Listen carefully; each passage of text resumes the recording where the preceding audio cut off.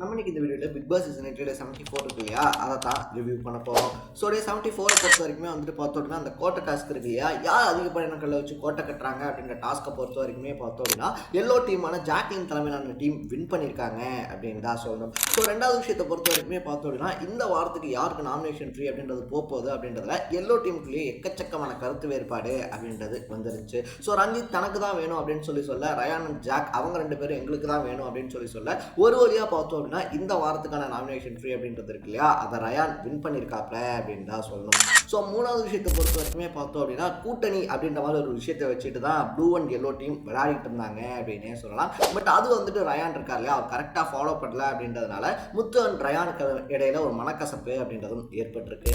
இது மட்டும் இல்லாமல் இன்னும் எக்கச்சக்கமான விஷயங்கள்லாம் நடந்துச்சு. அதை பற்றி நான் லாங் ரிவ்யூவும் நம்ம சேனலில் அப்லோட் ஆகும். அதையும் பார்த்துட்டு இதே மாதிரி 100 டேஸ்க்கான அப்டேட்ஸை தொடர்ந்து பார்க்க மறக்காம சேனலை சப்ஸ்கிரைப் பண்ணிக்கங்க.